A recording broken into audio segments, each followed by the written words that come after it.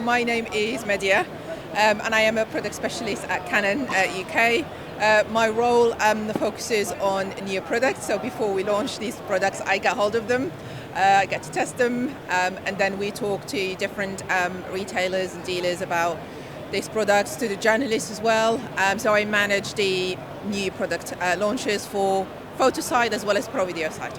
Fantastic. And obviously, as we were just discussing before we jumped on the camera, I mean, a lot of people were excited to hear about the Mark V, Mark II and that jump, and sort of it being a leap into what could be described as a professional content creator's camera, right? That's how I personally see it. Yes. I mean, what would you say to people who are maybe listening to this who are looking to start video or looking to start content creation as a whole, and maybe they have some hurdles or maybe they're not overly confident? I mean, what advice would you give to those people?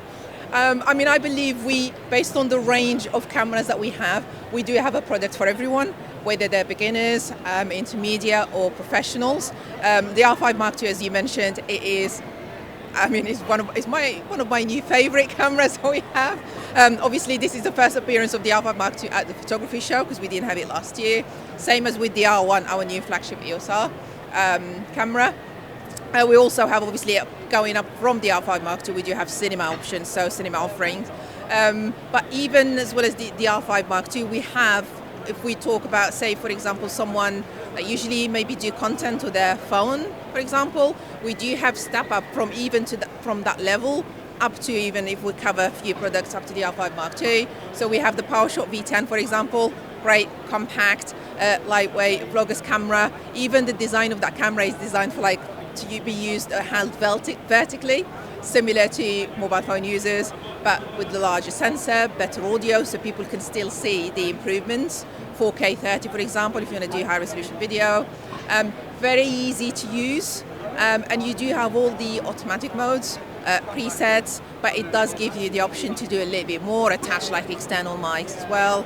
Then we have the R50, don't know if you want to have the look, which is one of the entry mirrorless cameras that we have, very popular, very small, lightweight, APS-C, 24 megapixels. You can still do, again, 4K 30. It's been very popular and widely used for entry, visual podcasts as well. And more content creators are actually now using it. It's usually for stills, but more people are using it for video.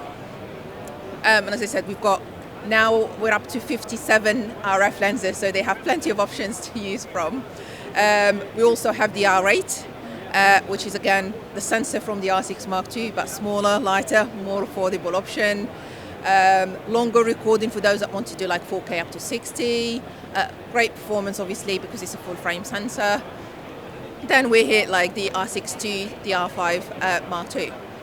Fabulous. I mean, specifically at the show today, do you have anything that's specifically new that you're either announcing or showcasing specifically here at the show? Yeah, so as well as obviously on the top of the R5 Mark II and the R1, we also have our latest hybrid lenses that we introduced in October last year. So probably most people are familiar already with the 24-105 f2.8 that we launched towards the end of 2023. And we continue to expand our hybrid system offering, because with content creation, it's not just about video, it's about stills as well. And wanting to have that flexibility, you want to have the best of both worlds without compromising. One of the new hybrid lenses that we have is a 70-200. We know that's a very popular focal length. With the hybrid lenses, we take the best features and popular features from cinema lenses and standard photo lenses and put them in one solution. 70-200, similar again to the 24-105. You can use the power zoom, so you can control the zoom from the dial on the body. You can control it wirelessly as well.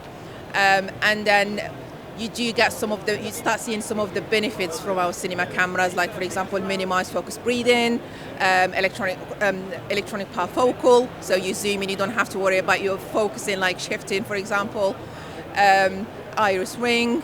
And we also introduced a new range of hybrid primes. We started with the 35 1.4, and then towards the end of the year we introduced the 24 1.4 and a 50 1.4. They're designed to be identical size-wise, slight differences in terms of weight, but then again, when you're using them, for example, on a gimbal and swapping them, you don't have to worry about making any adjustments because it basically easily slot in. And hopefully we'll see more of those new lenses in the future. We also on the stand having VR. So last year we were showcasing our VR offering with the Dual Fisheye 5.2mm, but we launched 2 more lenses last year. So different price point as well. So it's all about having different solutions at different price points for these content creators. Both lenses that we launched last year are for APS-C, so you can use them with the R7. So again, R7 compared to R5 Mark II is more affordable.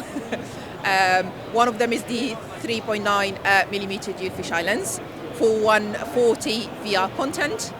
And then the latest one was the 7.8mm dual lens for spatial video and 3D photo. I think the Apple headset, I think that Apple did make an announcement about that lens as well when they launched with the headset.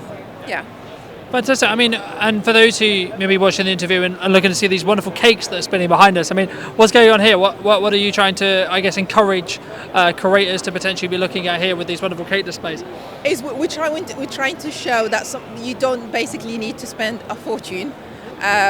Different examples in terms of how they can set up. So the food area behind me, so we've got like a top view and a side view. So we've got an R8 on the top, and then we've got an R6 Mark II, plus the R5 Mark II as well, and seeing what they can achieve with just, as I said, simple combinations, maybe lighting. Obviously for video you can just add simple mic, because I think sometimes with video in particular people tend to be too scared of either messing around with the settings, audio, but I think the cameras, yes, they have more features, but they're actually a lot easier.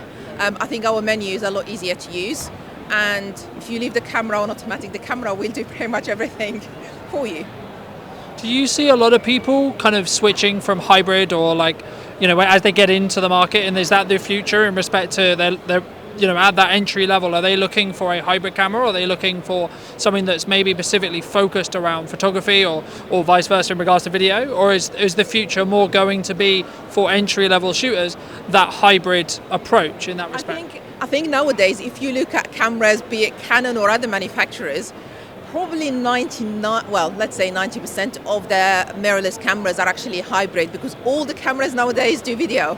I think the choice will be how advanced you want those video options to be, resolution-wise, for example, like the R5 Mark II, if you want to do 8K up to 60.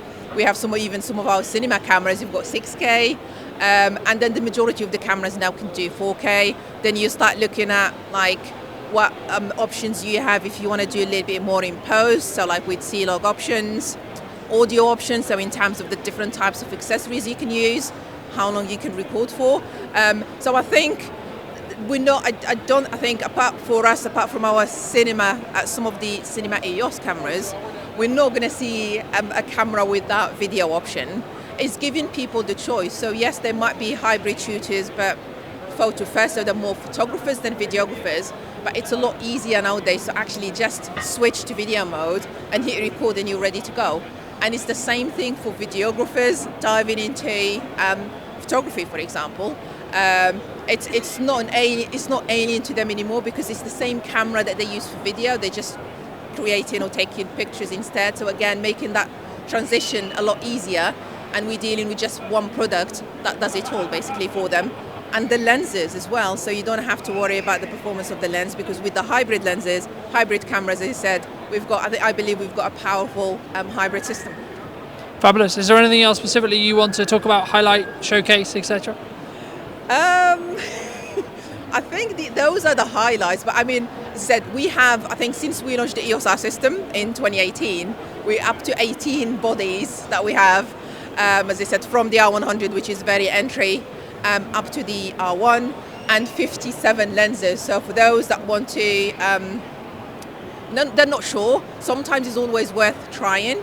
We do sometimes have like test drive options, so people can actually borrow some kit for like 48 hours, then try it and see how they got on with it if they're not sure. Some of the cameras nowadays, I think when you start looking at the spec, they might look identical, but when you start looking at the specifics, depending on the needs and requirements, it start basically becoming, the image is clear. And as I said, I believe in the EOS R system, and I believe that everyone or every content creator will find the right product with us. Fabulous. Thank you ever so much for the time. Thank you. I appreciate it.